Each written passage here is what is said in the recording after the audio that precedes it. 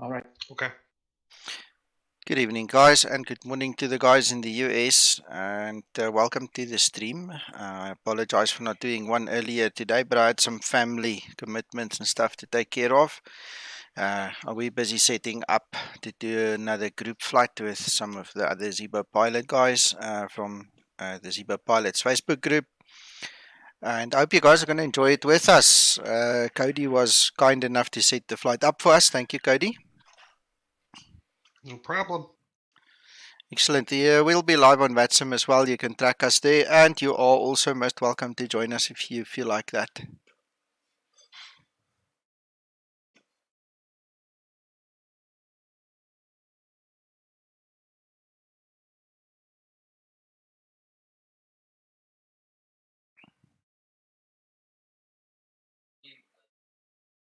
Yeah, Francisco.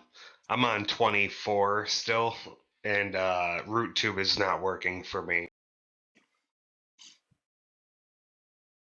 I haven't tested Route 2 yet, but I have a look at some point in time. Yeah, that's what we were talking about with Nico the other day in our last flight. I think you were AFK or something like that. It is in there, but it's not yet usable. Yeah, the last so to say. Yeah. last time I checked it, it wasn't.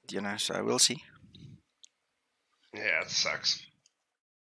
Hey, all good things comes to those who wait. Which is fine. It's coming. Yep. I can feel it.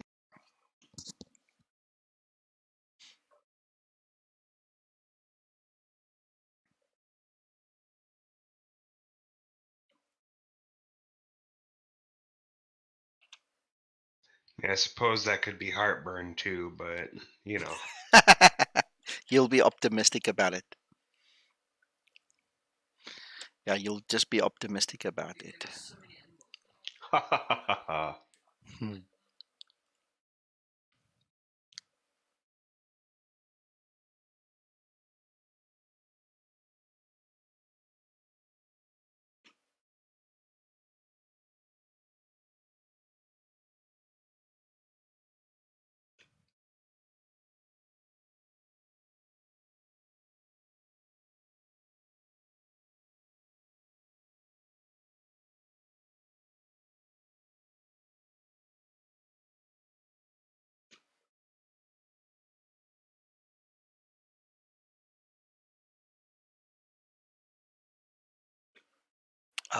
That's okay, Phil. That's cool.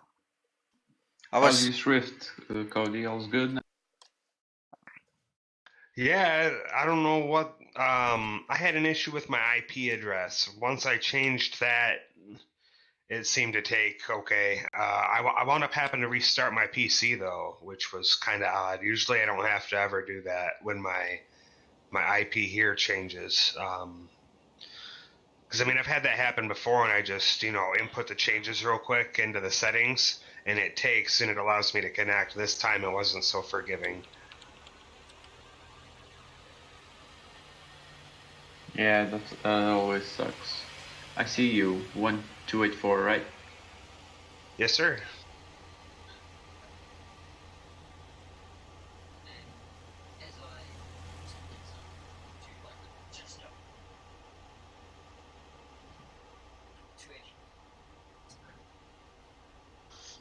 Right, I need to set up my VATSIM quickly.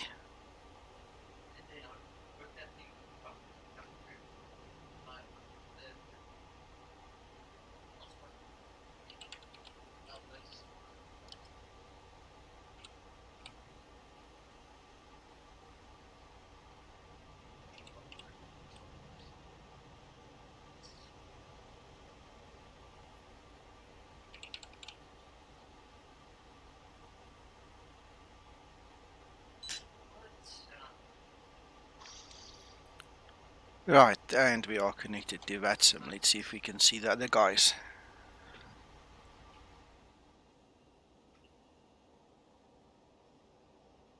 I hate all this static aircraft.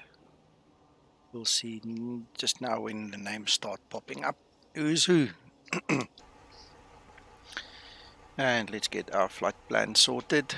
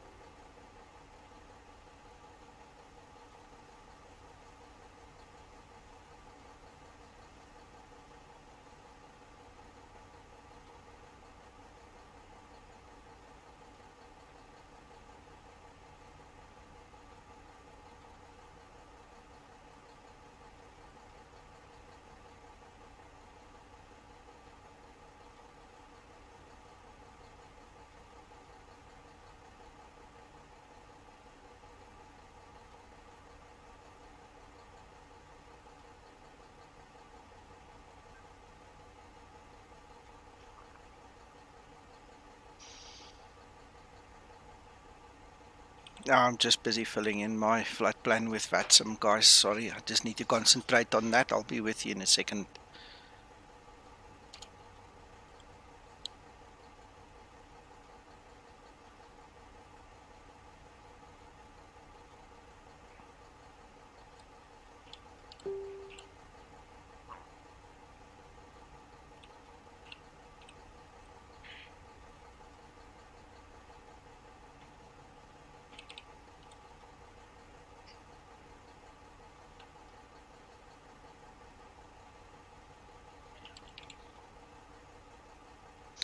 We're going to Las Vegas. Flight time today is estimated 56 minutes. Let's make it 1 hour. Fuel on board.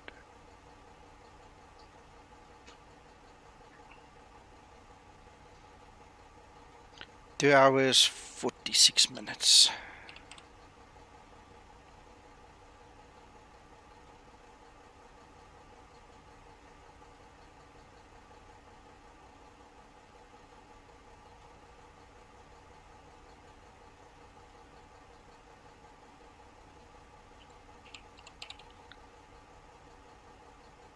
Hey, catch your muscle.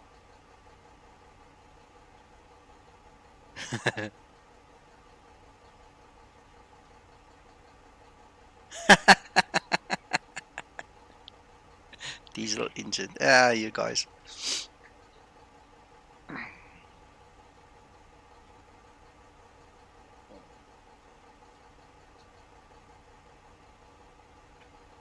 Right, flight plan has been sent.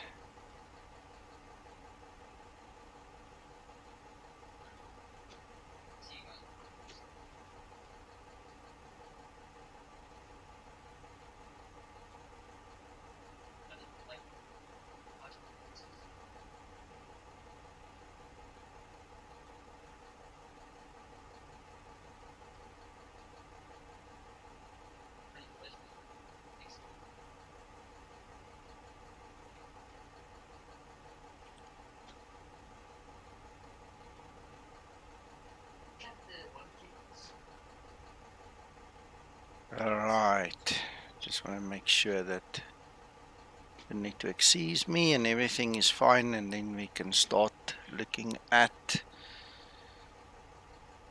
the Zibo over here.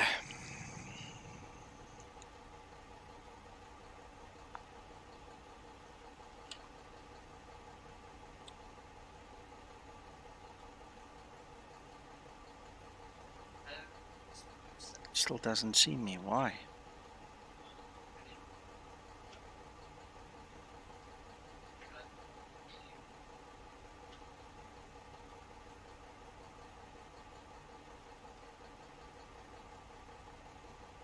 Huh.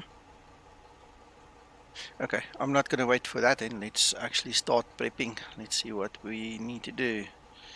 Payload 17.8 today.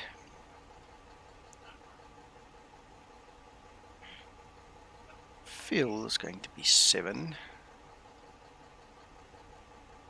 Oh no, I haven't taken it off the instant. That's fine. We'll skip it for today. 66.2, that's a good value.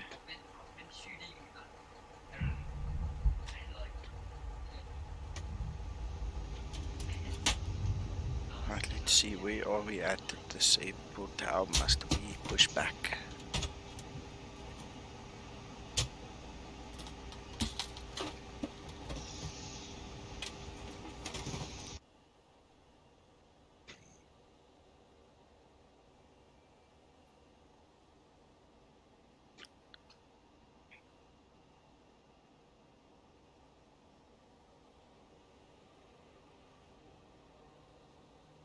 Wow, that's a long push back.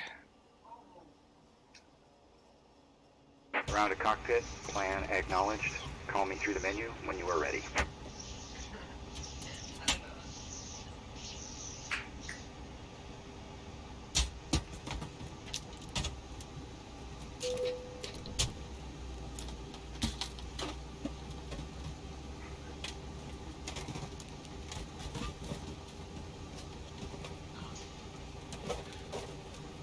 Hey, Albapino, welcome. Catch your muscle. Yeah, I don't like flying too light. I need some packs in there.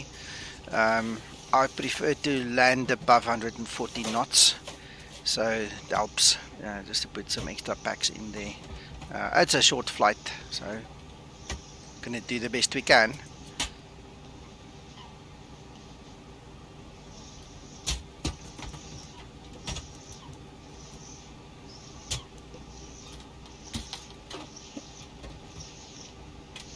Are you guys busy setting up there? Yep. Yep, still working it. I won't be flying. That's fine. Do you need anything, Nick? Negative, no, just asking.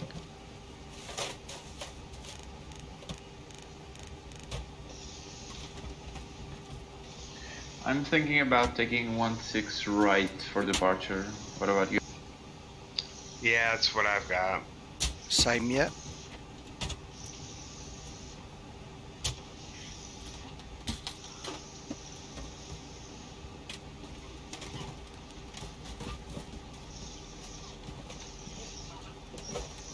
Vegas pretty high up, 2,000, almost 2,200 feet. Yeah, it's up there.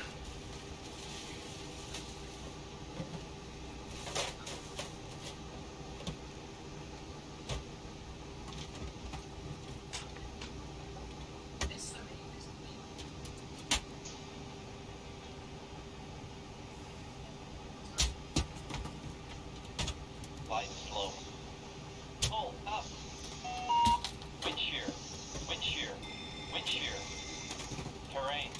Terrain. Pull up. Obstacle. Obstacle. Pull up.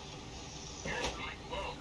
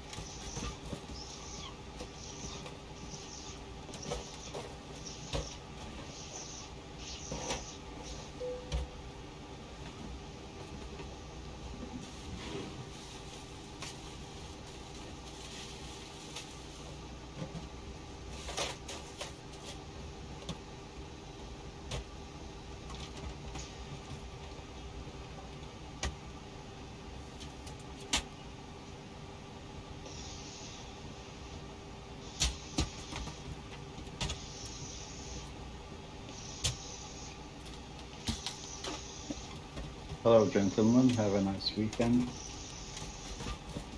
Hello. Hello.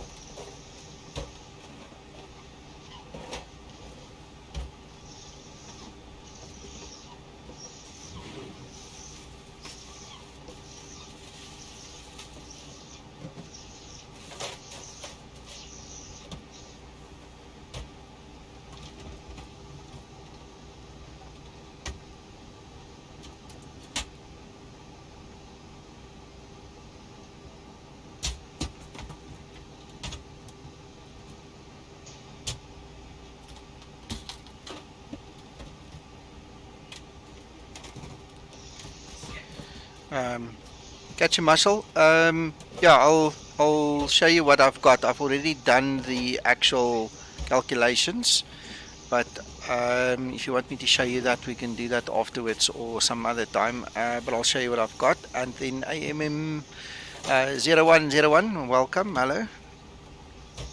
I'd need to find out which transition to use there. I'm looking at the charts and I actually don't see any one of those two. So I'm just trying to figure that one out quick.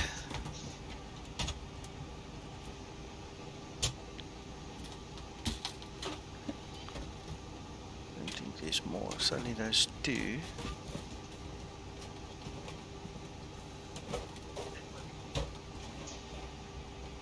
I don't see any one of those two, so I'm going to pretend that I don't see them, and then let's go check the legs.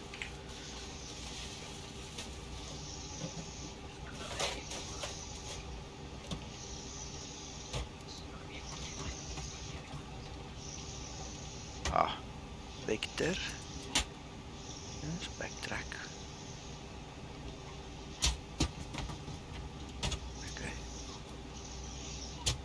Actually take that vector out, that's not necessary.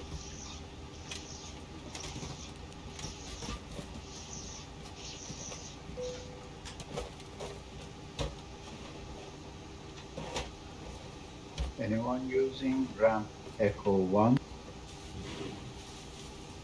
Harry, I'm on Echo 10. Okay, I'm starting at Echo 1 now. Right, if you spawn on any one of us, we'll just move, don't worry. One of us will move.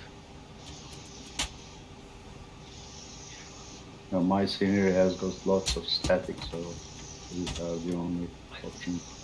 Yeah, I hate these static Mine things. too.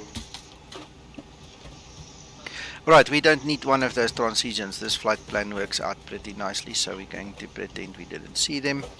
They're not necessary.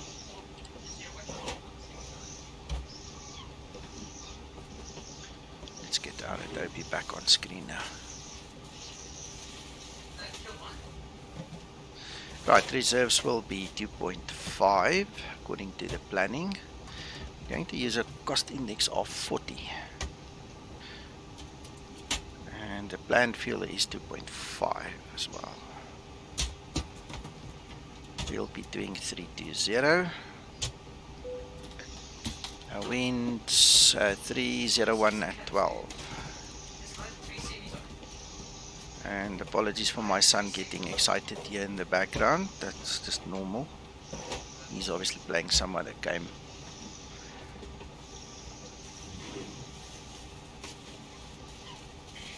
Right, okay, so this is where Catchy, this thing comes in. I'm going to scroll down to my performance calculations. This comes from TopCat. So basically, it's taken, you know, all the necessary information, the weights and all the stuff, the temperatures, everything into consideration. I'm bargaining on using flaps 5 for takeoff. So it's basically telling me to take takeoff 1. Alright, so I'm going to select, beg your pardon, I need to do that first. We've got the outside temperature first, then we're going to do a takeoff 1, which gives us in 1 95.6, which is fair enough. I'm going to do a fast climb. The lower we go, the more lazy the climb is going to be, the longer it's going to take to get to the cruise altitude. So I'm going to climb fast. It's a very short flight. I don't want to waste time. And obviously now it tells us takeoff 1. It didn't specify a particular temperature for SEL. But from experience, now I know I can start at 30 and then I can start building it up. So if we put 30 in there, we see it's reduced it a little bit. If we go to 35, let's see what it does. It reduces the thrust even more. So basically 30 being our limit here, we'll just stick to 30. And that changed from, I think it was 95 down to 93 just because of the usage of the SEL temperature. If we go to takeoff, then you see it lifts it again. So according to our calculations, we didn't need the 30% or the 30 degrees. Takeoff 1 and then a fast climb, that's good enough for what we have here. If we want more thrust during the takeoff, obviously we just go to a higher rating, and then we can start playing with the ECL temperature to drop that down a little bit. I think I personally like that number, just from experience. You know, I've flown this thing so many times. I've got a reasonable idea what we're facing. But the Top Cat is a very good indication of what it is supposed to be. Because we are using different values, we're obviously not going to get the exact same V1, VR, and V2 speeds. But that's also a lesson for another day. It just gets way too technical on a nice flight to go into all of that. So we're going to leave it as that. Why not? We've derated a little bit using the SAL temperature instead of just using the template. Although we can actually go back. I don't know if we can actually delete this. Let's do that. Derate there and there. So that's what Top Cat said. It's almost what we get when I play with the figures from experience. So we might as well leave it as Top Cat told us to do. Laps 5.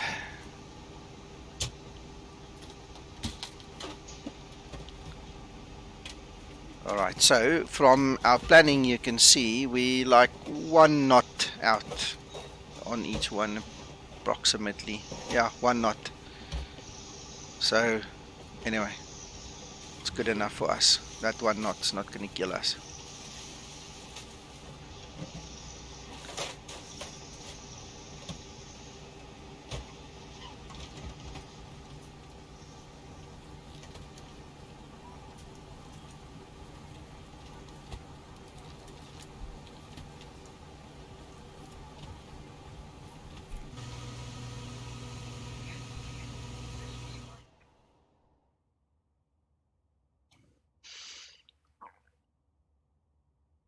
Catchy, what do you mean the weather changed? Are you actually making a joke now? Because that's gone totally over my head now.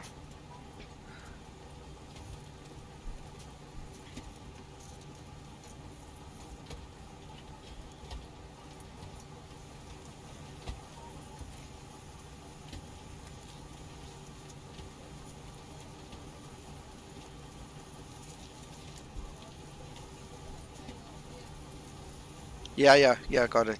Yeah, you can say that. You can say that.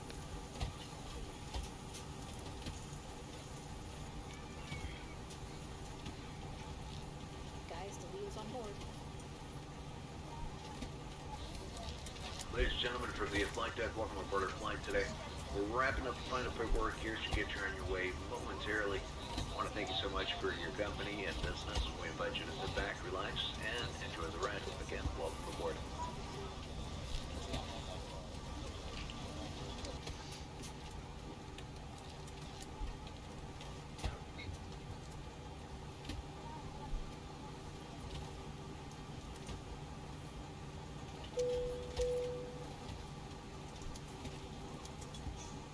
Captain, not sure, but there's some seatbelt sign to direct all passengers. Take your seat at this time, please fasten your seatbelt. Catchy, I think the beacons on the cone is a nice addition just for cosmetic purposes. I've never actually thought about it. I mean, that's the way we get them from jar design, so I never really thought about it. Much of a muchness for me, eh?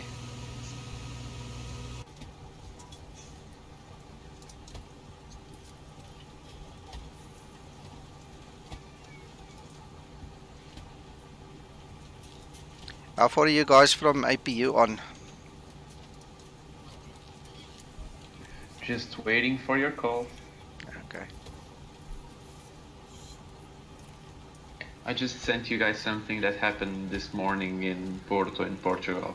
I think it doesn't need translation, but check out the... Okay, we'll check now. Yeah, my APU's burning, so whenever you guys are ready. Turning mine on. I'll start mine in a minute. Catchy, yeah, I don't think we've got them here either. Yeah, the US doesn't have regulations on burning the APUs as stringent as European countries do yet. You guys have plenty of fuel to burn. Apparently.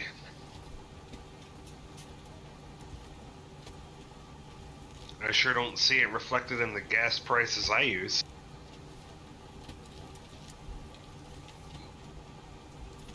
Planes are a different thing, man. Whole different game.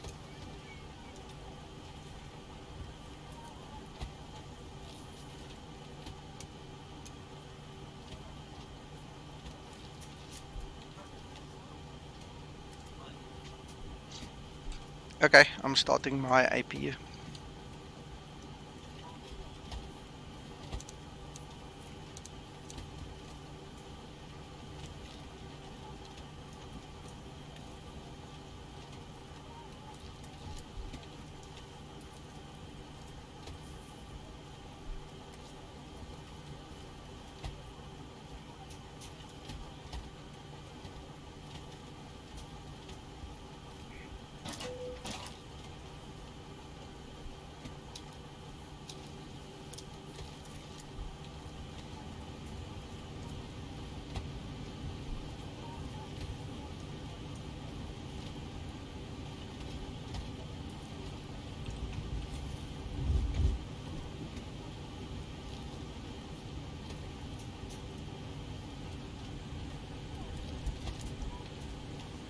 Ground to cockpit. Tow is driving up.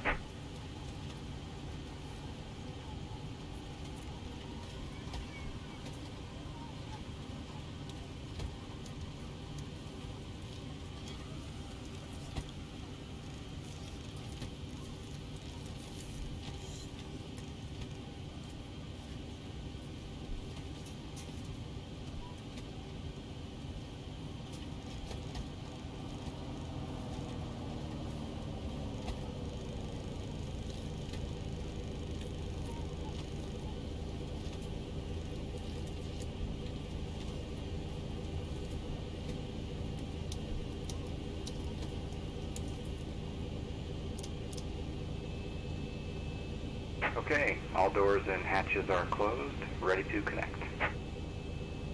Flight attendants, prepare for departure, cross check and all call, thank you.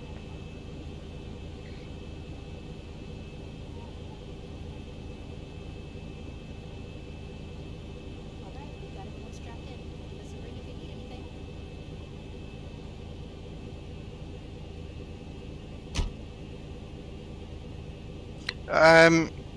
We had a long debate, Catchy, a while ago, me and Jorge, who is a real-world pilot and one of the Zibo developers. Are we using 1-6 right for takeoff? Yep. Thank you. Just going to mute them quickly so I can So finish my connected sentence. and bypass pin inserted. Release parking brake.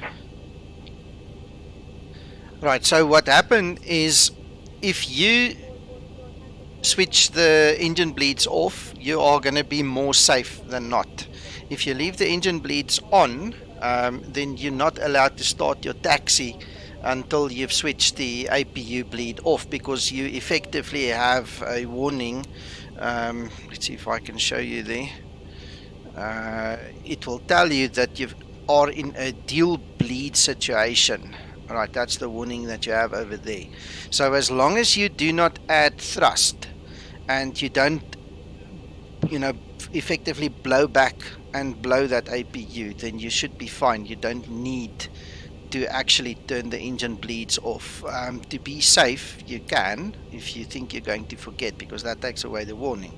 But in terms of what Jorge told me, it's better to just leave them on and just make sure you get your APU bleed off before you start taxiing, because the moment you put too much thrust into the system, you're going to blow your APU. So that obviously is his way that they fly the 737s in the real world, and then I thought, okay, might as well follow what he does.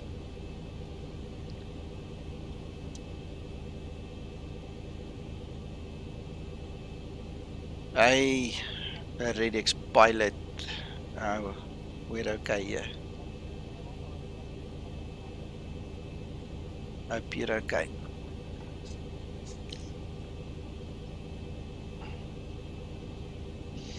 Right. Well, guys, I'm ready to push if you guys are ready. Yes, sir. Cockpit's closed. Alright, I'm pushing. Starting pushback, and you may start engine. Go ahead. I'll catch up. Yeah, Harry, you'll have good separation, that's all.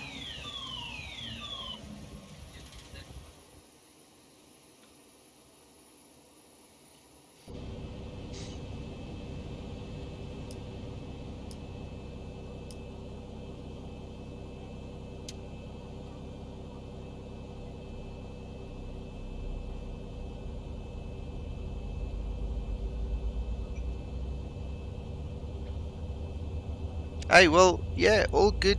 Welcome. Hope you are okay.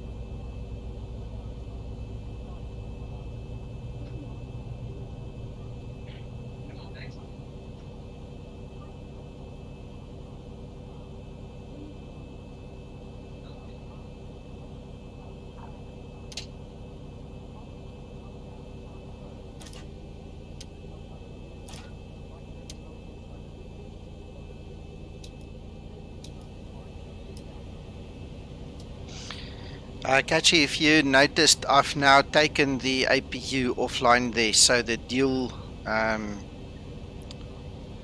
bleed situation is now gone. There's no more error there at all. Where was that light? Over there. You see it's now completely off, so we're safe. Saves you from double clicking, you know, just wasting 2 seconds on each little button.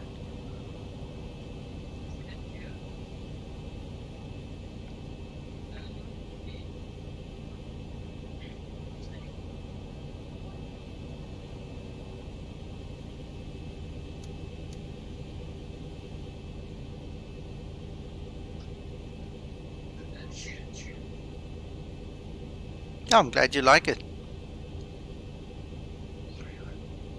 Operation complete. Set parking brake. Right, brakes are set. In tow. Stand by. Degas can come on. Squawk Charlie. There we go. Through other stuff. Okay, get engines off here. Check the controls.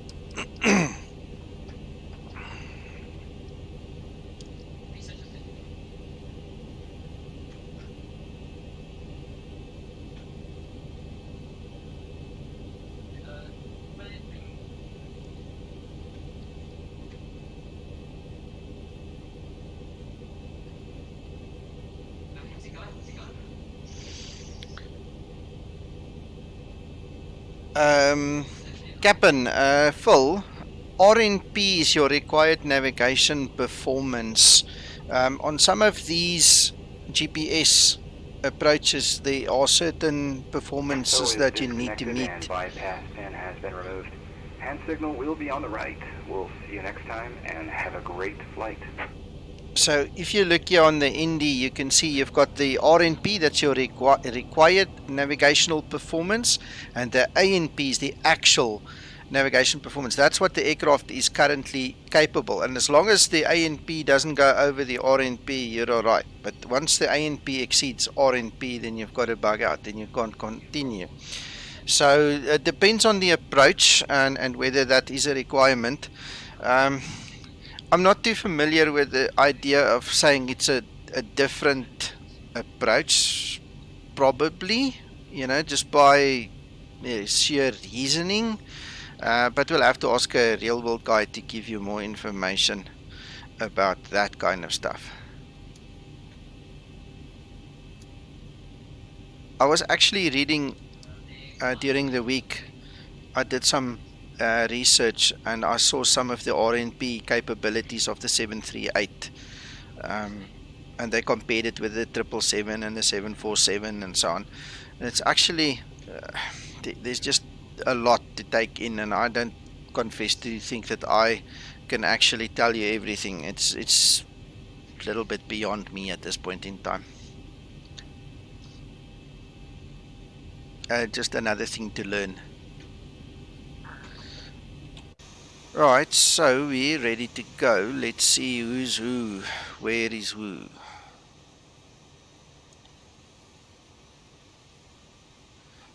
Ready to taxi whenever you are, guys. I don't know if I can see you guys. Where on earth are you guys hiding? I see you. I'm just right of you after the. Okay, I trust you. Yeah, Phil. There's a lot to learn. I tell you what, every time I speak to the guys, I just realize how much I know and how little I actually know. It's crazy. We don't stop learning. It's just there's too much to take in. Okay, guys, can I taxi? Go ahead. Yeah, go ahead. Thank I'm you. pushing back now. I'll go right behind you, Nick. Thanks.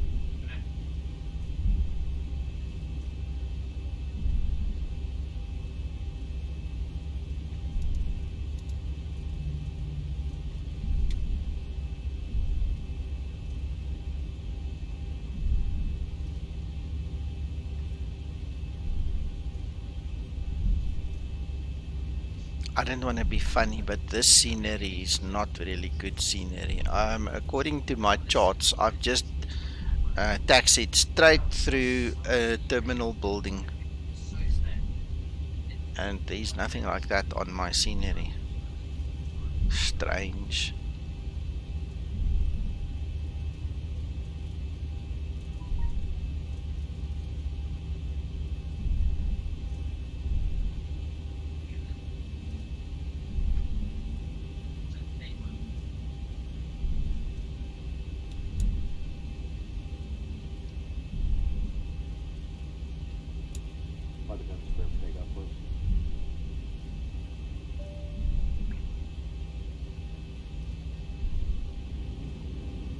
Okay, the cabin is secured. Have a good flight.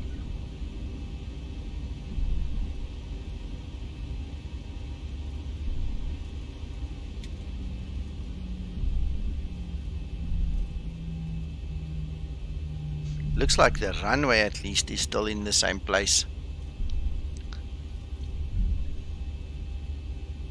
Cody. Yes, sir. See, this scenery needs some attention, eh? Yeah, it does.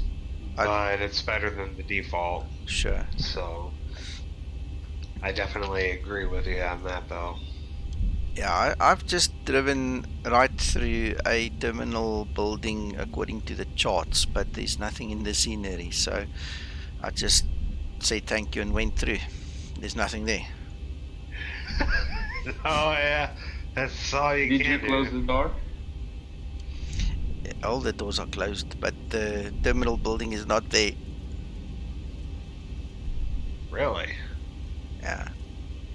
There's a whole Mine showed terminal. up.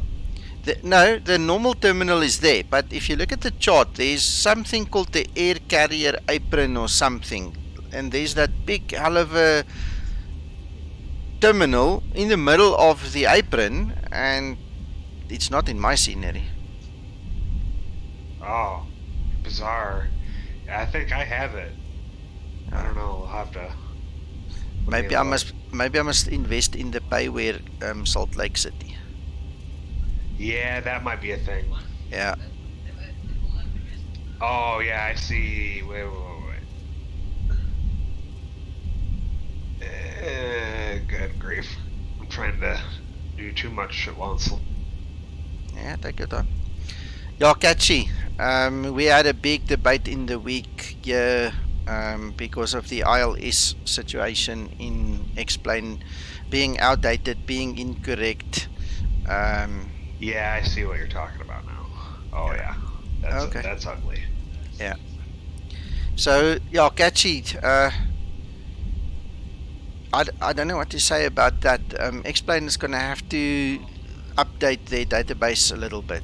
I mean that's for sure. Even if they start reading from Navigraph, I don't know if that's doable between the two companies, if they can come to some arrangement. But the guys are going to have to change this database.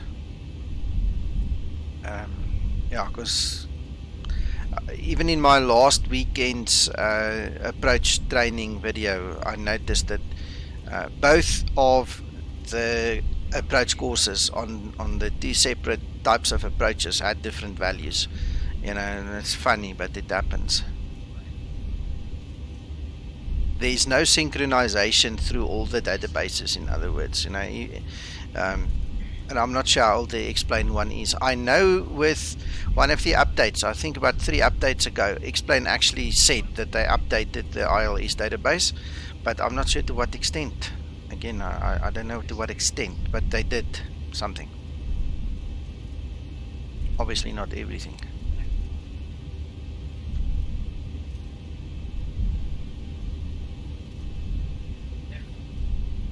Okay guys, I'm almost at the holding point.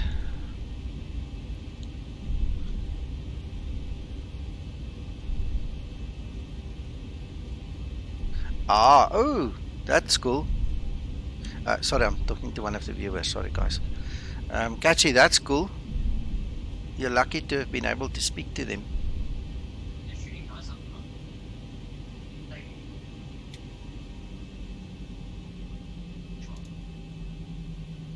I wonder what this JetBlue is gonna do.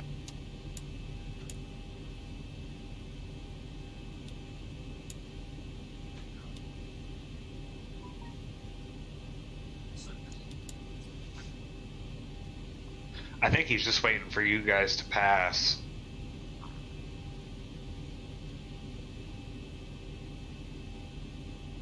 Or is he coming down to line back up? He's just taxiing alongside you, so I don't know if he wants to go back up or not.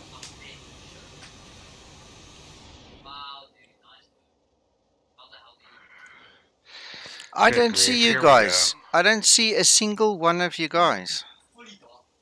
We're just behind you, and we see you. At least I see you both, and the.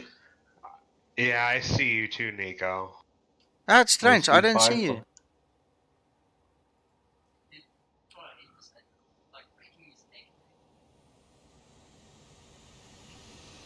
I'm gonna disconnect Watson and just reconnect. Let's see. Okay. You should see Cody. He's just right there, smelling your engine.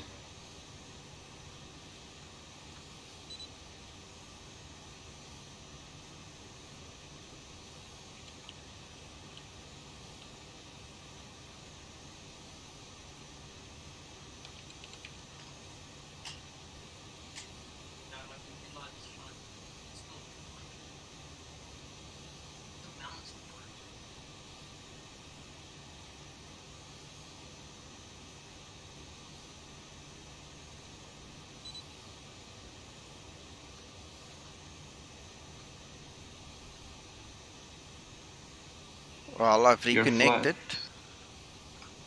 Yeah, JetBlue's going right through you. Let him have it. Just a thought, Nico. Yes. You might try connecting to a different network. I That's all did. that's going on this weekend. Maybe they've lost sync. Yeah, I don't know. What server are you guys connecting to, by the way? Well, I was on Canada, now I'm on Germany. Germany here.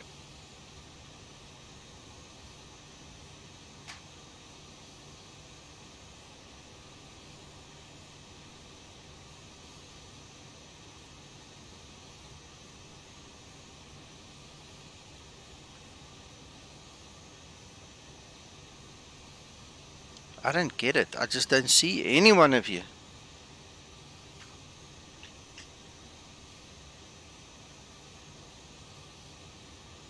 Catchy, that actually sounds interesting. But now I just need to see if I can figure this one out. Yeah, I would just watch this guy. I don't know what his idea is, but I don't think he knows what he's doing.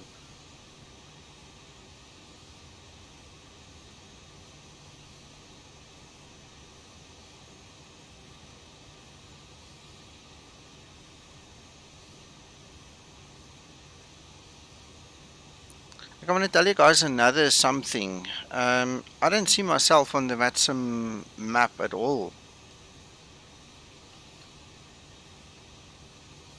Weird. Yeah, I don't see you.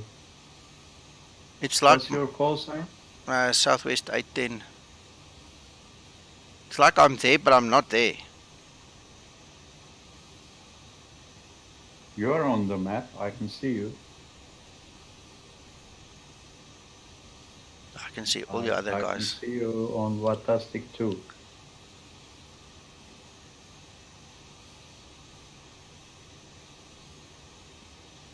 Are you on Yep, Nico. Swift or Firefox? You're definitely Swift. Swift.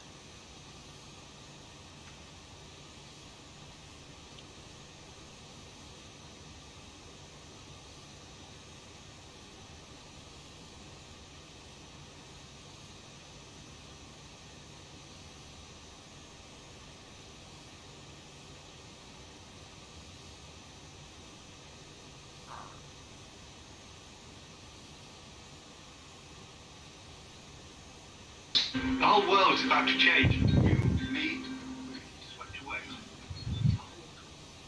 John, Yes. please go to push to talk. Heavy breathing. No, the TV. Oh, sorry. Oh, yeah, push the talk.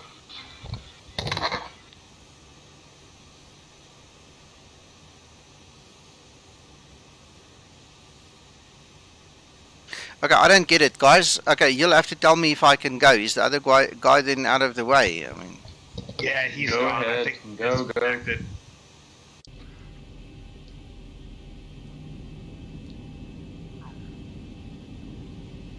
okay, I'm moving.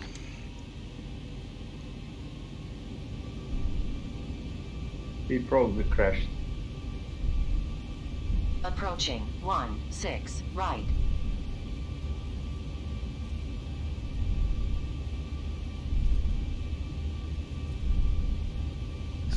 Thank you, On George. runway 16 right. Sorry about that, guys. No, here. No problem.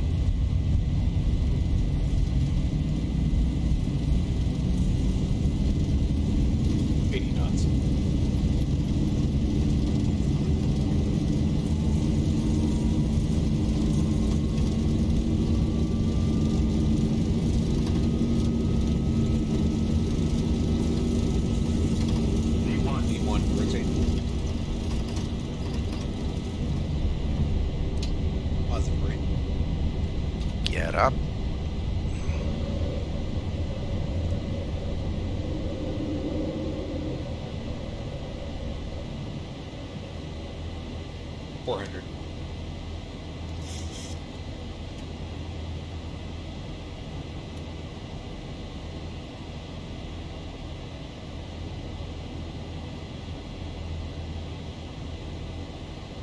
just out of interest, Nico, I'm on Fantastic and I can see all 4 planes on the map. Do you have a firewall issue? I'm thinking there's a firewall issue, definitely, because it's a new installation of Swift, and I haven't tested it before. I was flying when you guys were watching me here on Discord. I was flying on WhatsApp, but there was no other traffic, so I didn't know any better. This is obviously now the first group flight we're doing, and it looks like it's sending information, but it's not receiving anything back. So firewall is very, very possible.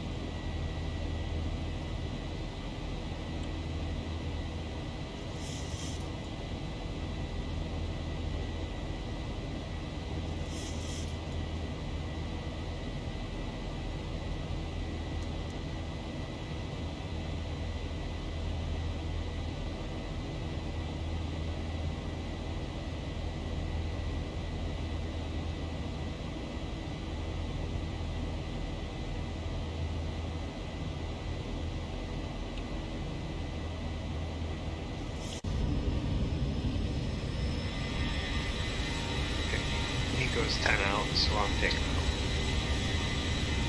Go ahead. Safe flight. Thanks, sir. Hopefully safer than that guy who was in the JetBlue. Definitely safer than him.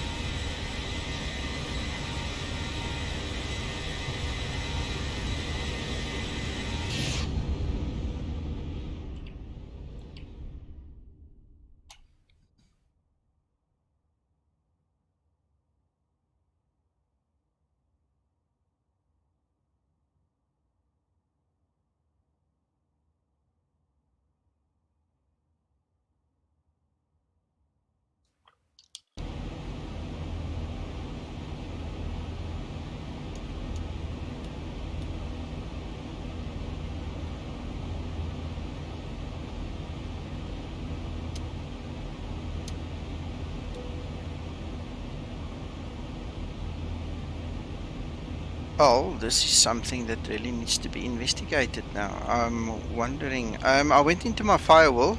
I did change some settings, so we'll see when we land.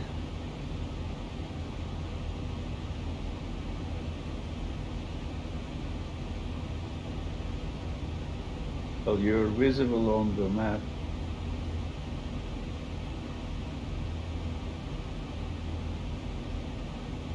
Can you see my flight plan that I've actually filed it?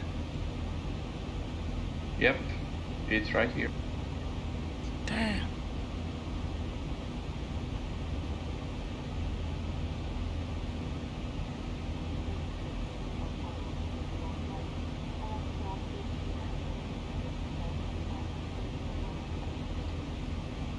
I can't see your cute scoop, That's my problem too. I'm also looking at CuteScoop. I'm not there. Copy. Okay, I'm rolling. I've got you on Vatastic. I've just appeared on QtScoop. I closed my QtScoop, reopened it, and now I'm there. Flight plan and all. Paul, just try close it and open it again. That's how I got mine working. Given what you told me earlier, Nico, I do have a thought that you may want to do that offline. Tell me.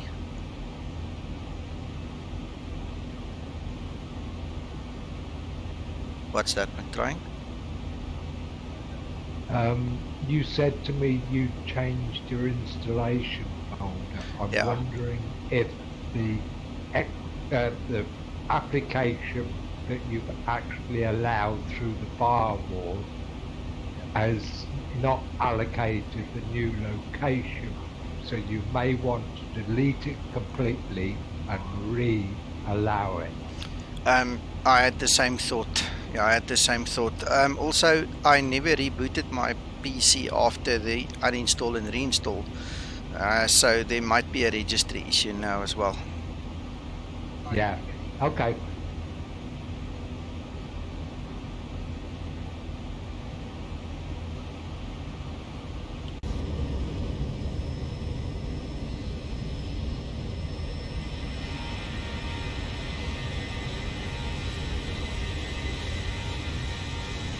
When I went into my firewall just now, McTrying, there were 3 Swifts.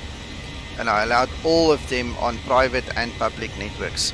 Another thing that I found with a different application work-related stuff during the week is because I have a VPN loaded on my system, it sometimes does not latch on the applications that I install. It doesn't latch on to the correct network. Some of them actually go and bind to the wrong network because of the VPN. So that could also be a problem. You know, it's now talking to a semi-dead network because the VPN is not active now.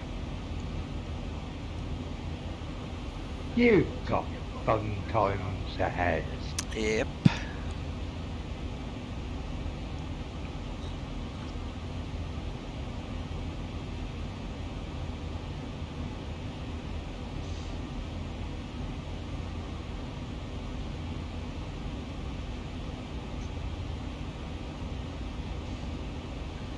What will be your cruise altitude, guys? I'm going with 320. 340. 360 here. Thank you.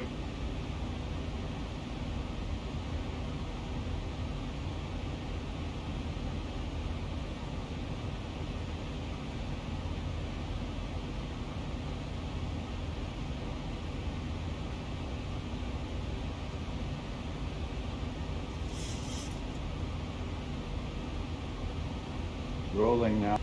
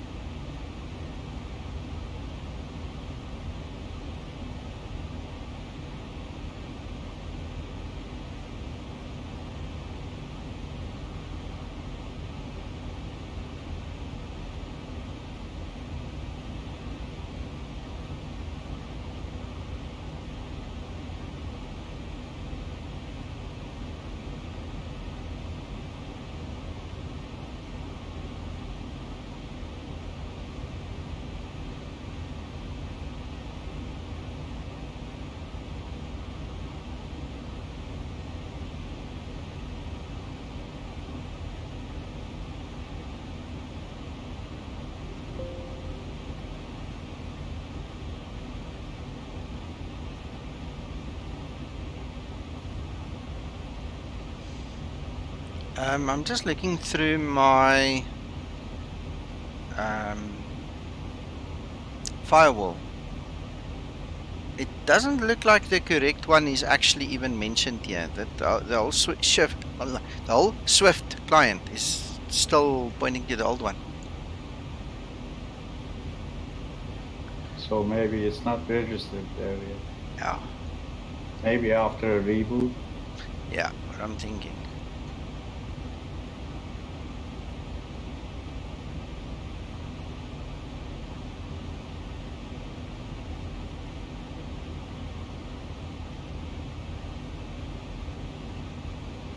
Restarting Cube Scoop did the same trick for me, by the way, Nico.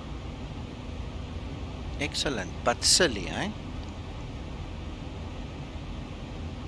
Yeah, and I'm offline, so I don't know whether that helps you at all. Nah, don't worry about it.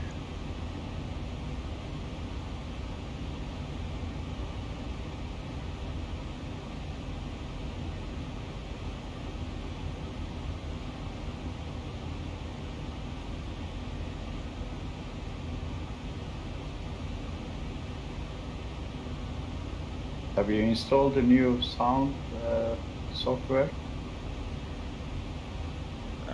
The that's some AVF stuff. For Watson. Yeah, I've done that. I couldn't connect that. I don't No, know if I can connect to what, you know. You to cannot APC. because you cannot because the servers aren't running yet. Oh, I see. That's why. We'll have it Tuesday our time. Okay. I was just wondering what to do if the ATC comes online. So. Yeah, no worries. No, everybody's still on the old system except for the beta guys. But they can't see us and we can't see them. As far as I know, there's no link between the two networks. So Okay. where we are now, it's still the old regime.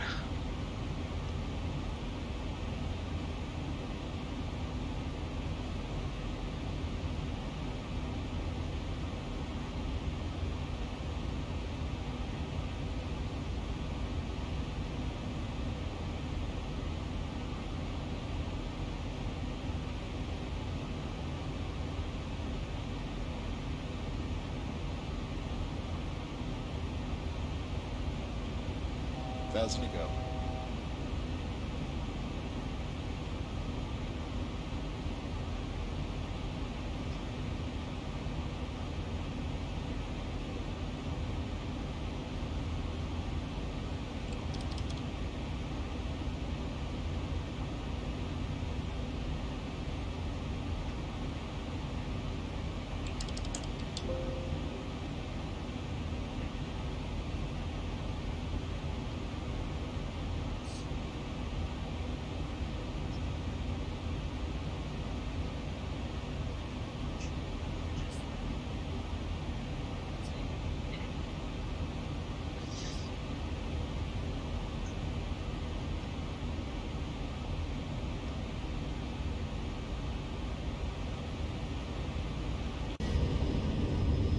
I love my orthos here. This looks really nice. Wow.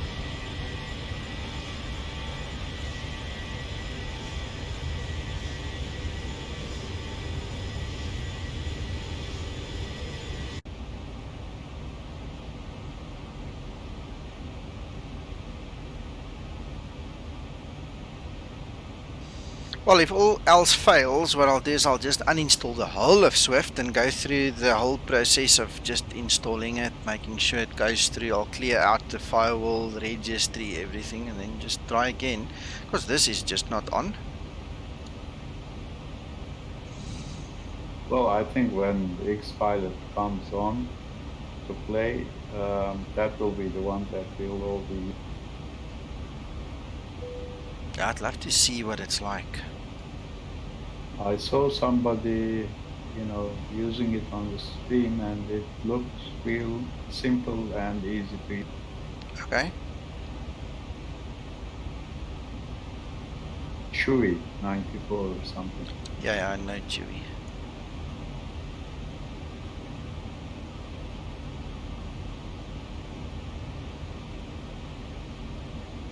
When I go into Swift and I look at the models page, it actually tells me that you guys are all modeled. It says it's rendered you guys.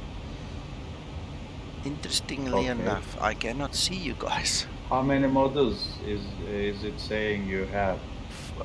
Well, currently it's modeling 4 for me. And then there's 2 new guys that came in, but they're like 500 miles or something. No, sorry, 96, 97 miles away. You, Harry, you are 71.9 miles from me. Okay, now the other guys have just, it's the little tick has gone green. It says it's rendered everybody now. Well, your CSLs, how many is listed in Swift? 6479, 6,479. So you're using both XCSL and Blue? Only XCSL.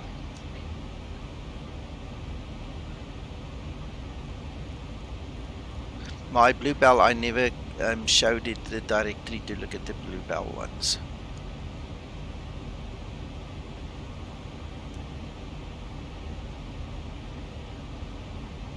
I only have the XCSL ones listed.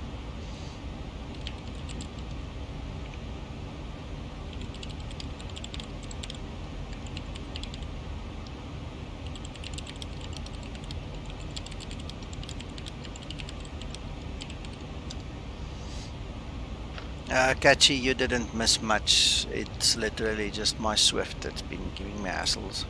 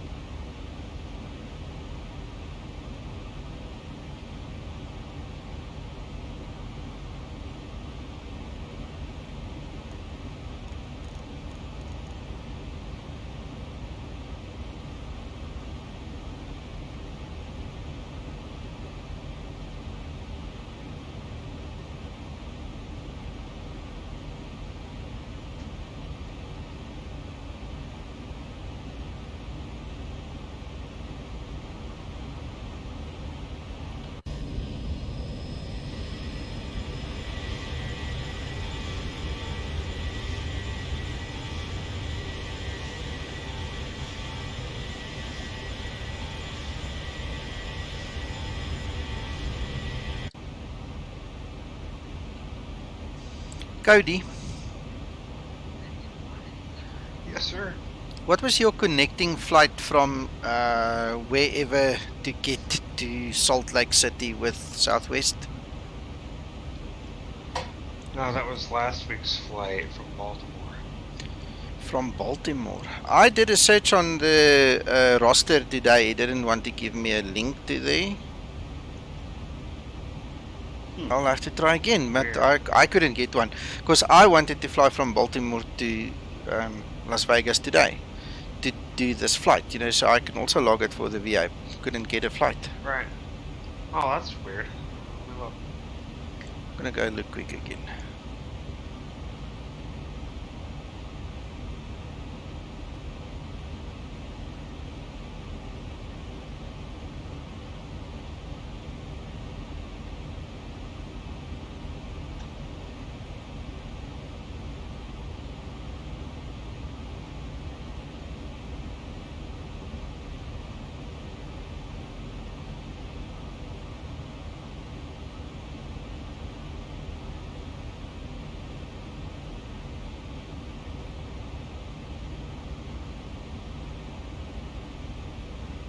It's weird. I'm looking right now and I don't see any.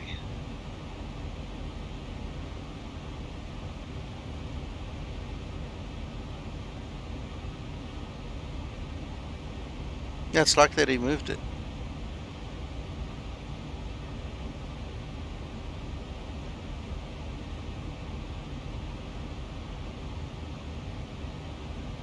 Well, now I'm trying to remember.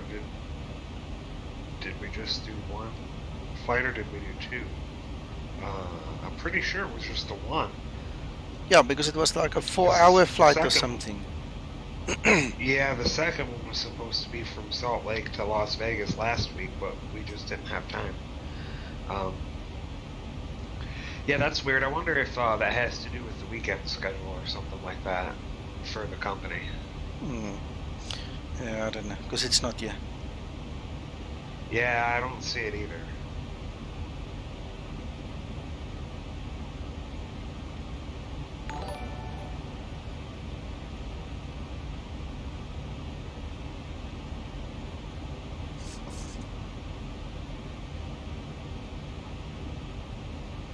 Mystery Nikki, thank you for the follow there. Welcome to the stream and the family. I'm going to step away for about 5 or 10 minutes. I'll be right back. Okay.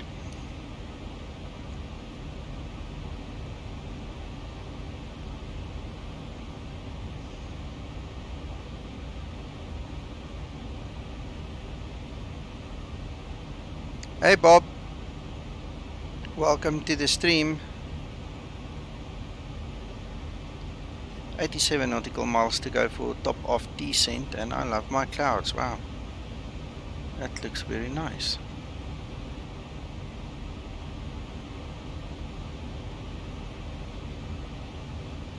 Interesting formation that.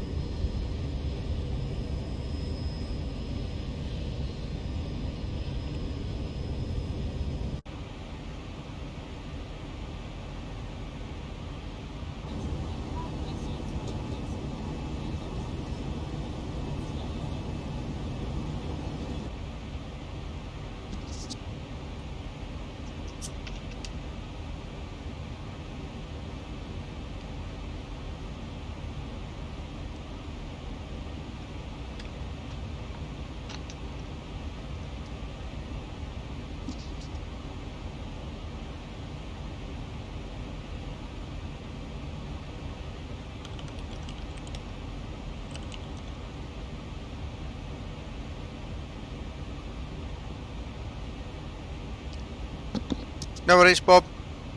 You're welcome to stick around as long as possible. If you drop off, just come back. We're almost at top of descent. It's 76 nautical miles to go, so it's a bit of a short flight just from Salt Lake City to Las Vegas today. And I'm enjoying the view and the orthos and the clouds.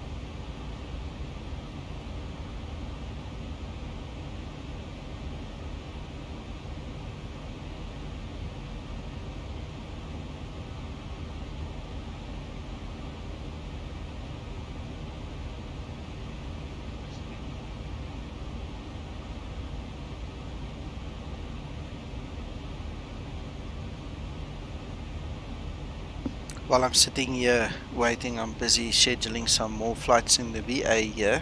And I think I found a connecting flight to Salt Lake. So I'll be flying from Boston to Baltimore, Baltimore to Dallas, Dallas to Salt Lake. And that's the way Southwest does them, it seems.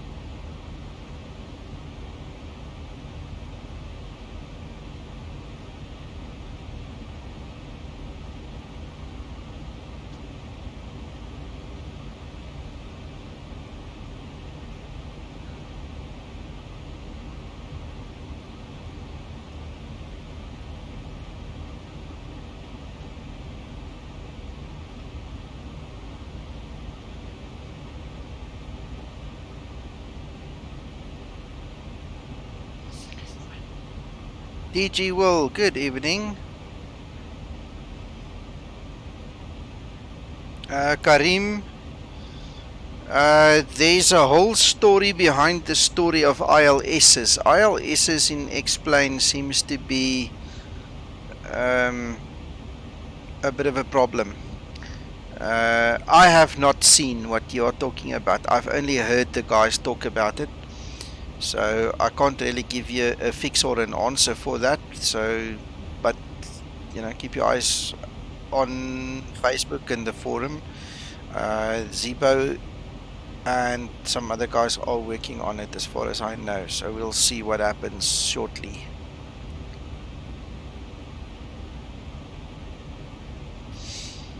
One of the things that you can do, Karim, is if you press your M button and you get your map, you can obviously use this to check the actual frequencies that's listed in X-Plane, and then you can cross-reference that with Navigraph, and then maybe you can also go speak to Navigraph on their forum, because one will be correct and one will be incorrect, and then you've just got to fly according to the correct one. Make the best of it at this point in time. If you can, rather do LNAV, VNAV, some other approach instead of an ILS. Maybe do an EN approach, with LNAV, VNAV.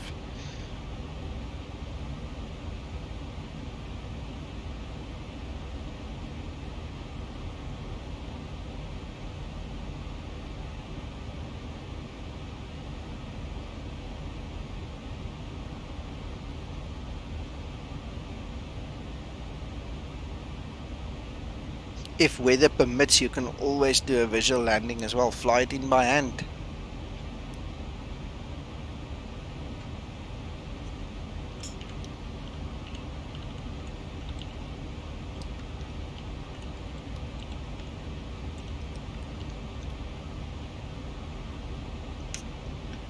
Okay.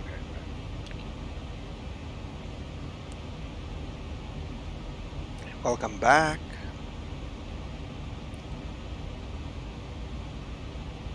Sir.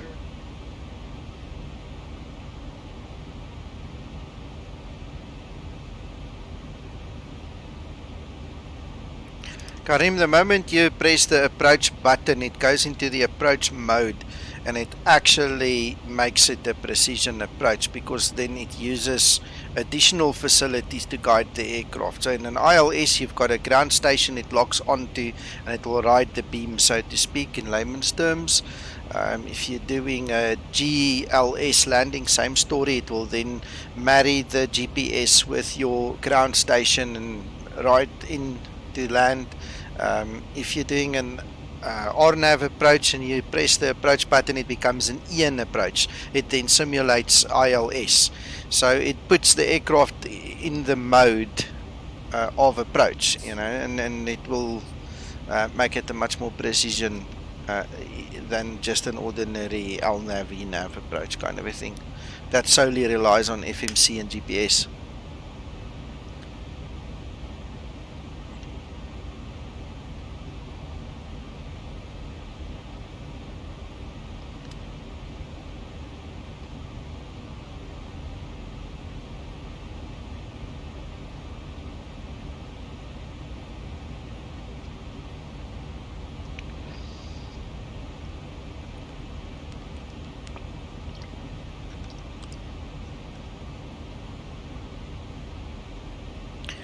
Catchy? No, I don't have one. I'm waiting on somebody to sponsor me, then I'll have one.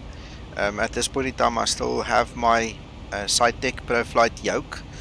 It's freaking old. It was one of the first ones ever produced by SciTech, and it's still going strong. So I'm making do with that. I've also got an X52 Pro joystick that I don't use at this moment, but that's the other form of control I have. And one day I'll buy myself a honeycomb. I actually saw there was a British company that's also producing a new yoke that's about to launch. And I was looking for the link earlier because I know I saved it, and I can't find it anywhere. I just can't find it. So let me see if I can find it now while I'm sitting here waiting for this aircraft to do its thing.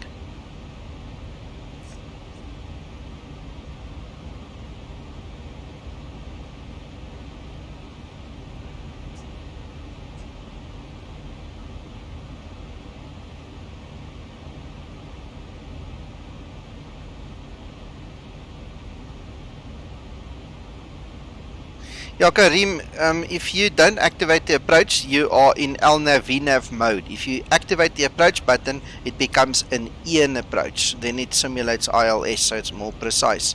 That's about it. My SciTech did it. I fixed it.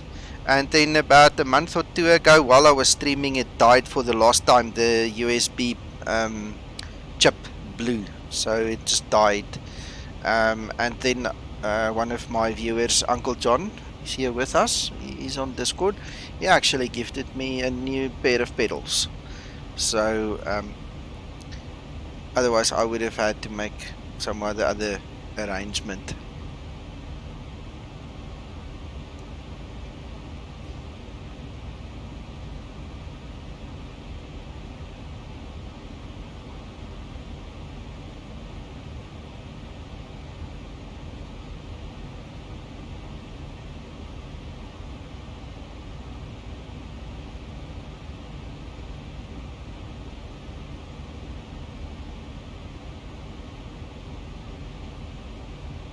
Bob, when you do an LNAV VNAV approach and you do not press the approach button, you have to set the MCP altitude to minimums, otherwise it's going to block you, it will not descend.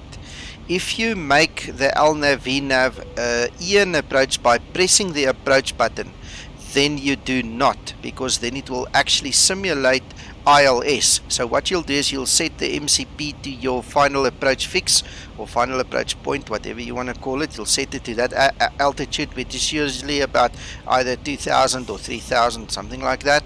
And then once you hit the approach button, it will actually bust the altitude. It will go down like with an ILS. And there we have our descent.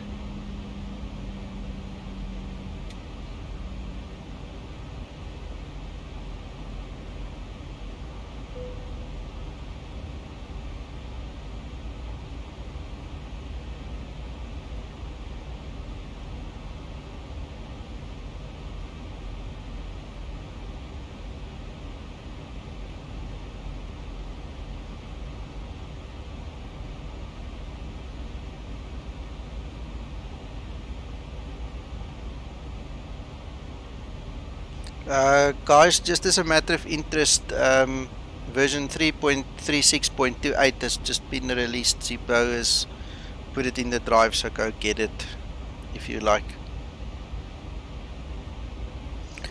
Gents on Discord, 3.36.28 is available. I think I'm taking 2.6 left. Yeah, same. Same here. What's your speed, Cody?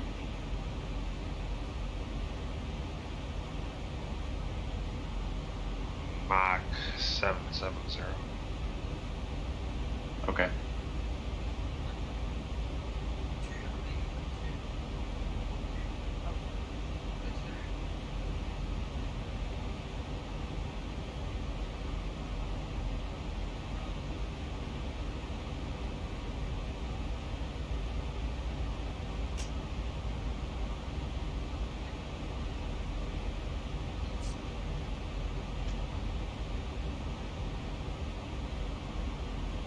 The Zibo guy is just like a machine. Yeah, Zibo is. Does he ever sleep? I don't know. But he's good, eh? Oh yeah.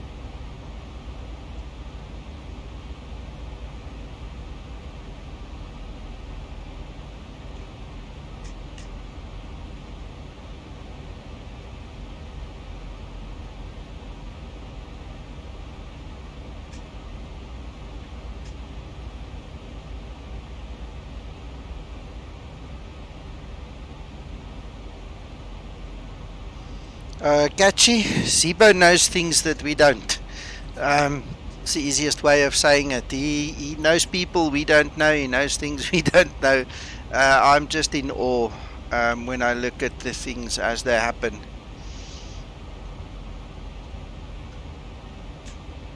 My Firefox just refused 5 times at least to post this message. Can you believe it? How irritating. Closed it, now it's working again.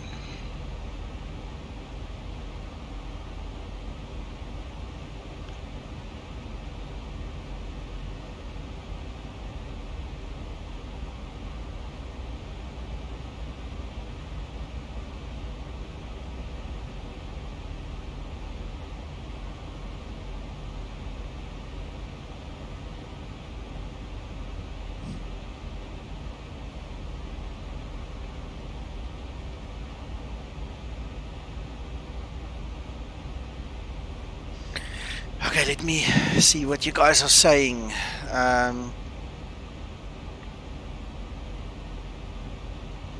Karim, the minimums you are supposed to set on your PFD, like what I've got over here, that's your minimums. Right, but there's a whole story about that as well. And then usually what you do is your final approach fix, that altitude goes in on your MCP if you're doing an ILS and if you're doing an EN approach. If you're doing RNAV, that needs to be the minimums as well.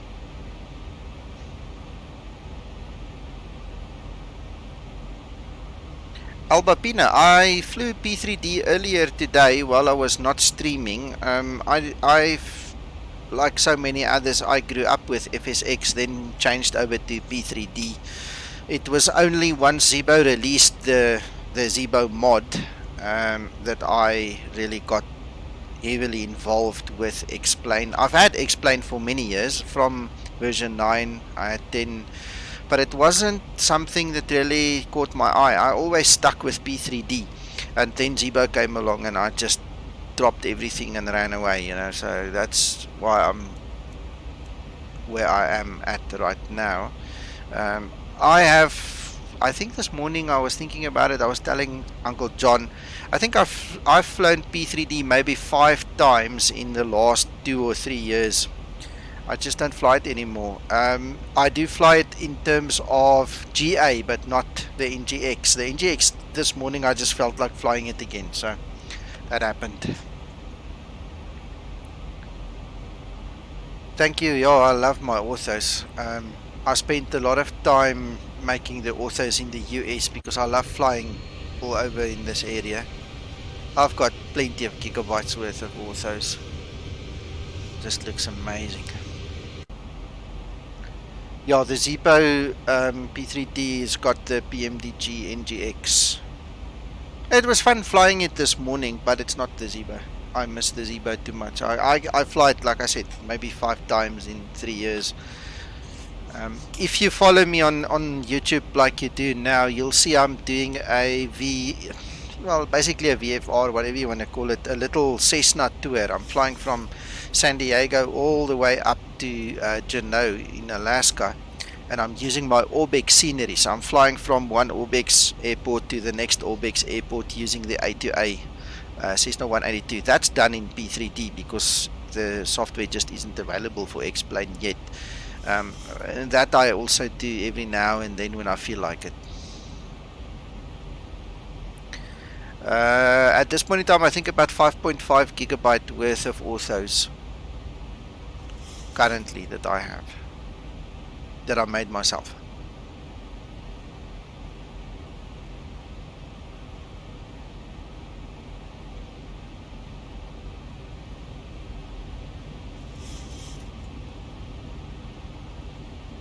Do you think you're going to land in the most up-to-date version of Zibo? I'm not going to stop this flight, go update and then come back.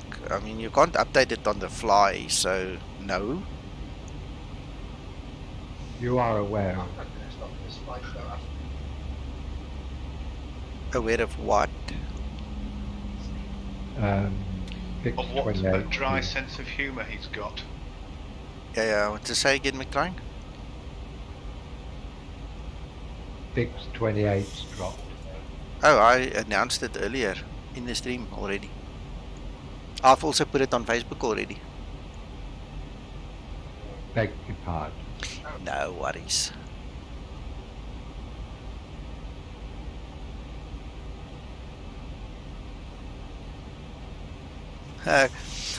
Karim, I just saw you put it into the Zibo community group as well, this ILS thing.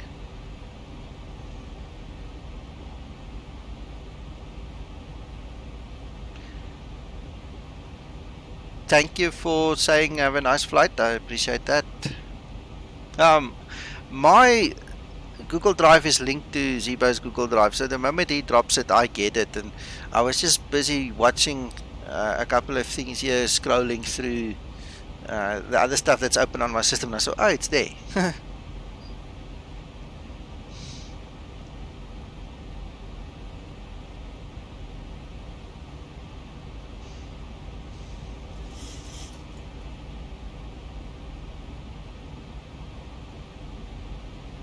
We're almost ready to land. Guys, we're almost ready to land this side. How far are you out? Karim, what you need to do is just scroll a bit down into... Sorry, what was that info? I was asking how far you guys are out, because I'm almost ready to land here.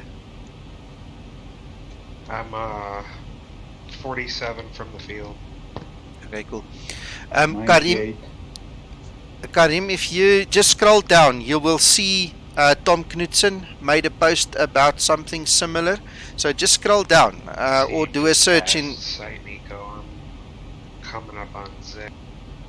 Okay, or just do a search for Tom Knudsen in the Facebook group. You'll see he was talking to Zibo about it. There's a whole story about the ILSs. Just do a search in the Facebook group. KitKat. Hello from Ottawa, that's very nice. I'm sitting here in a very hot and humid Johannesburg. I have no idea what the temperature is, but it's hot. It's really hot.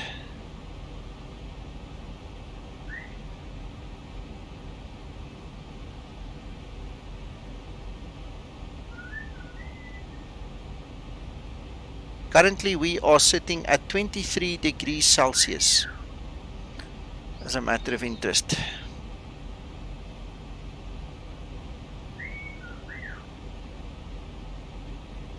Albapino, no, it doesn't. That's a trickery of the eyes. P3D takes up much more space when you start adding add-ons. Plus, what they do is P3D installs a ghost copy of itself on your C drive. So, depending on how you're going to quantify the actual total amount, what you are seeing is maybe a 12 gig download versus a 60 gig download, and you think, oh, it's going to be less, but the 12 gig is actually 24 gig once it's installed, and then once you start adding your stuff, it fills your hard drives very quickly. So yeah, it depends on how you're going to measure that.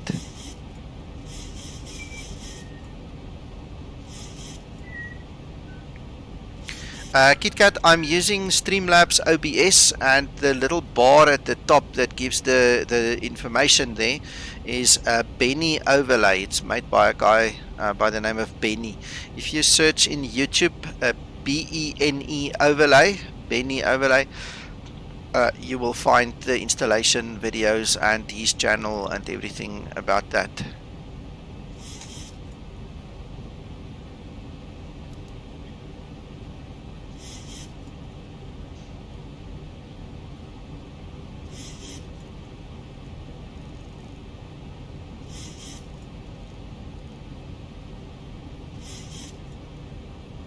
You're welcome.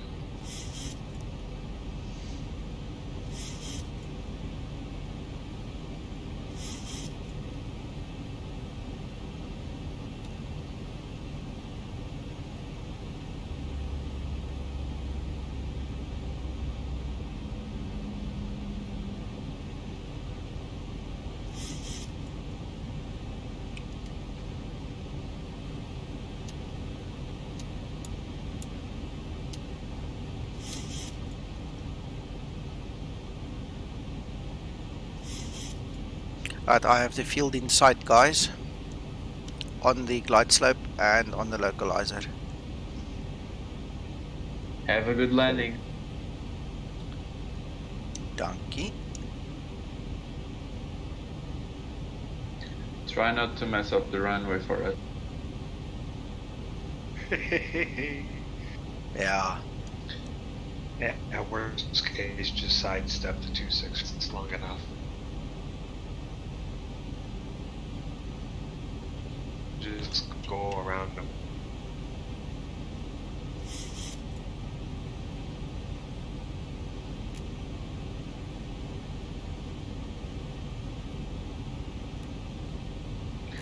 Did you guys hear about that crack thing in the 737? In the aircraft that had more than 30,000. Yeah, I did hear that.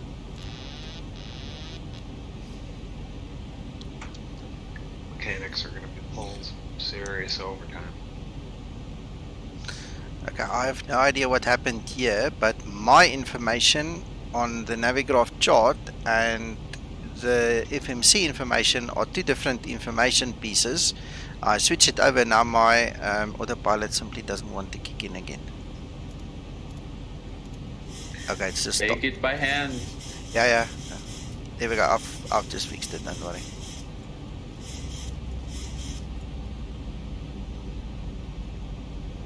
That's weird, all my information's matching.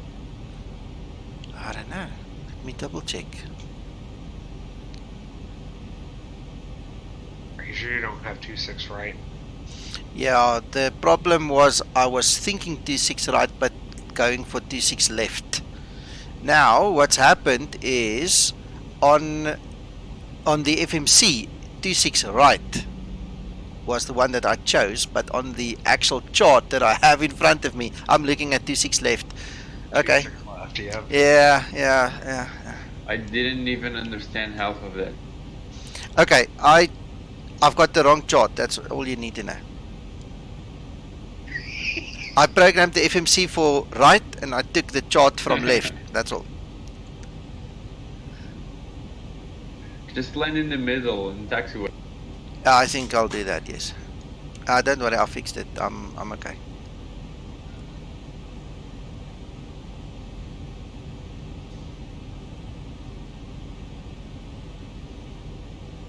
Okay, we're on the localizer.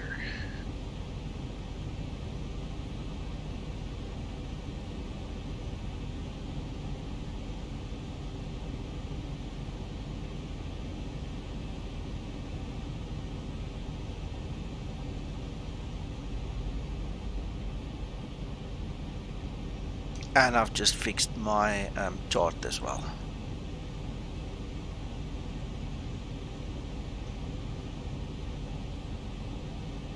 KitKat, no, I'm not going to do an auto land. I don't like doing auto lands. I prefer to land by myself.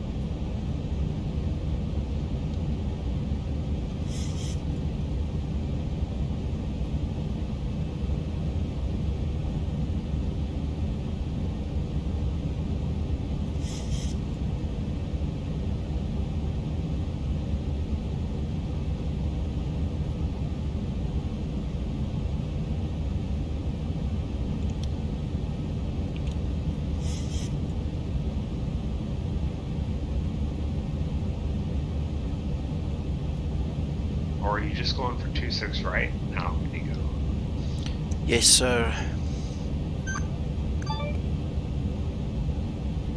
Okay. Thus, feet stabilized, Mr. Perch, altitude set. Approaching 26 right. KitKat, it's VREF plus 5.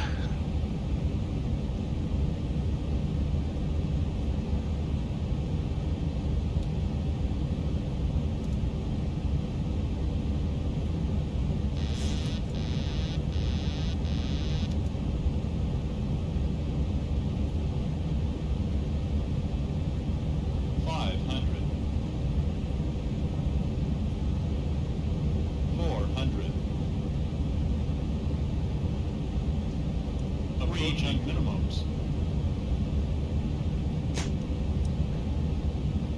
200. Minimums.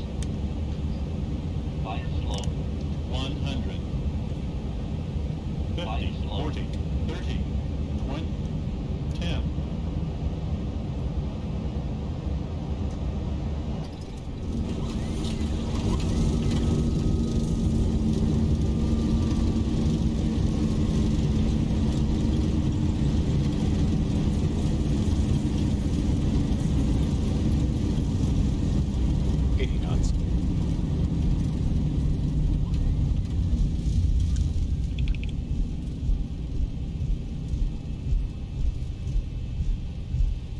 I will be vacating in about 20 seconds. Maybe less.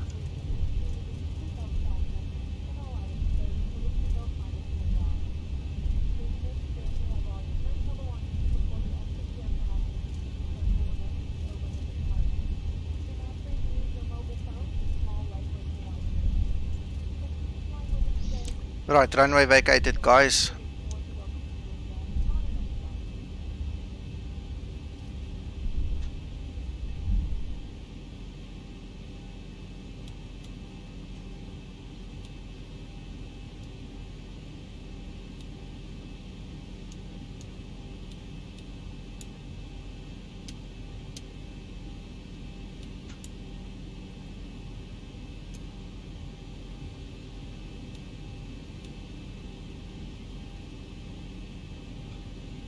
Catch it, tell you what, this McLaren is the default one in X-Plane, and I love landing here. This is an awesome runway, awesome place. I love flying around here and just playing with the Cessna as well. Nice, it's a nice place. Right, we can switch you off. We don't need the weather anymore. We don't need the terrain anymore. We can actually start the APU now. All the lights are in the correct place. Bob, yeah, I'll put it on the airline tab. Right, we can lift our flaps and go find a parking.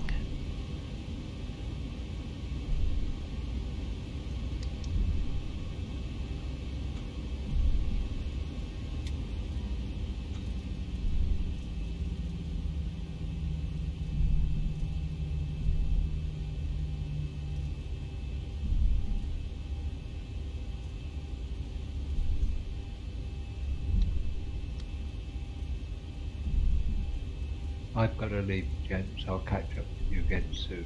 Okay, Mac, try and enjoy.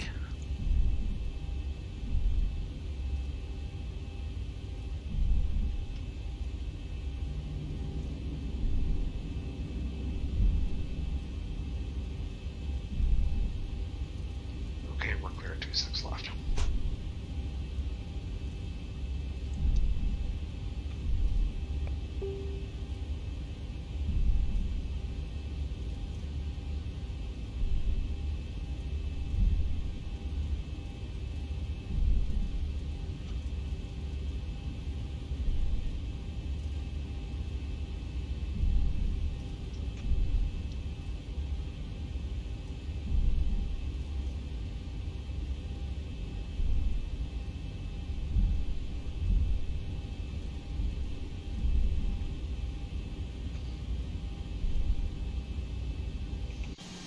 Maybe I must try see what it looks like to get in there.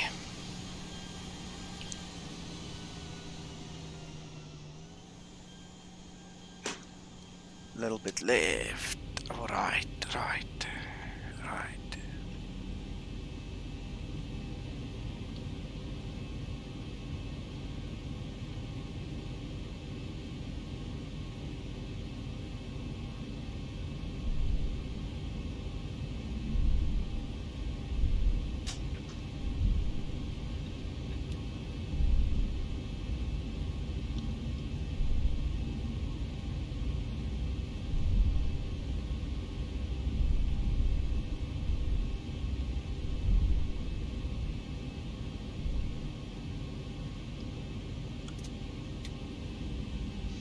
Brakes are set.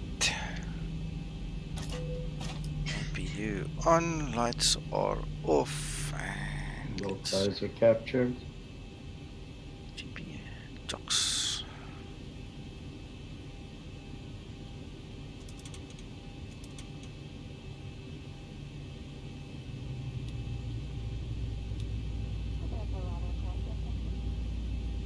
Right.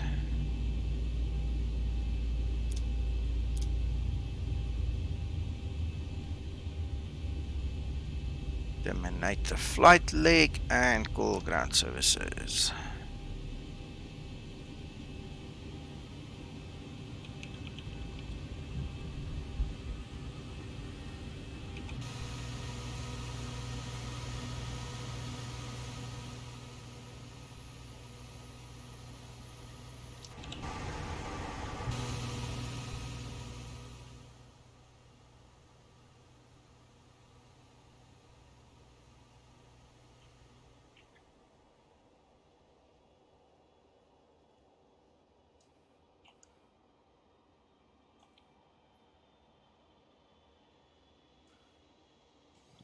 Okay, I don't have anybody in sight, so who's gonna land first? Vacated. I'm already on the ground. Oh no, I don't like I've just this. vacated. I really don't like this. Okay, I'll fix my Swift just now. I'm approaching. Okay. Like 10 miles out.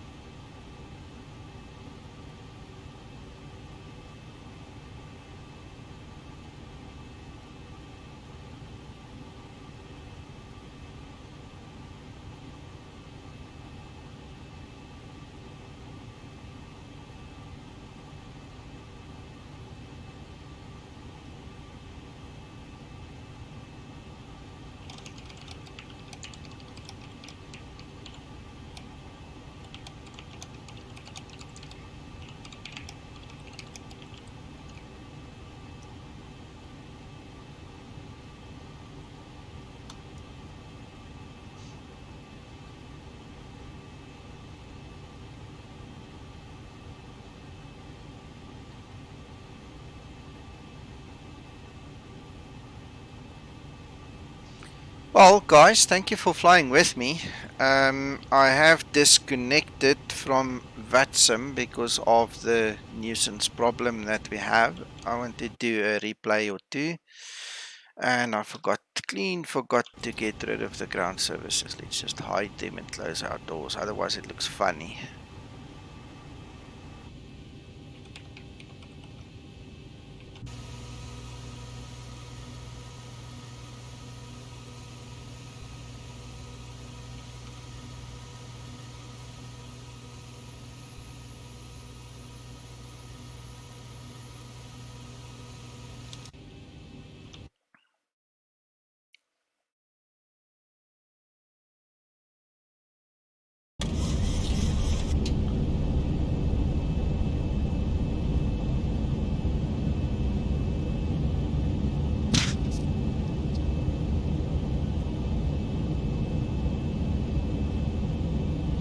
Guys, I've disconnected from VATSIM. I'm just doing a replay now. Sure. Okay.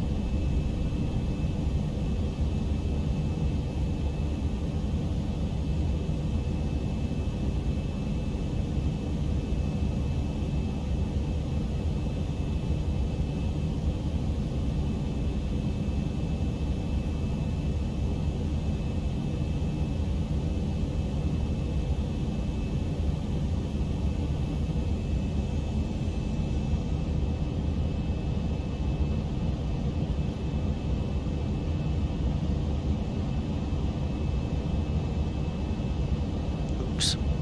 That's me opening Firefox and then the whole thing goes and stutters. Wonder why.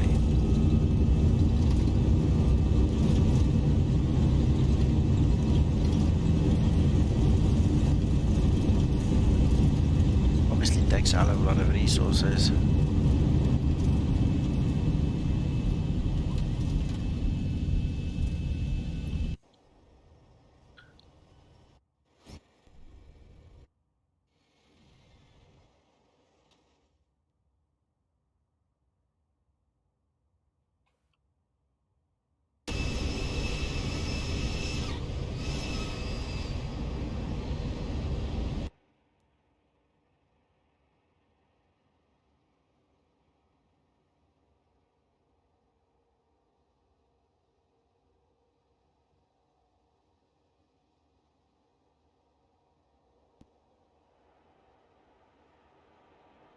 Not too shabby.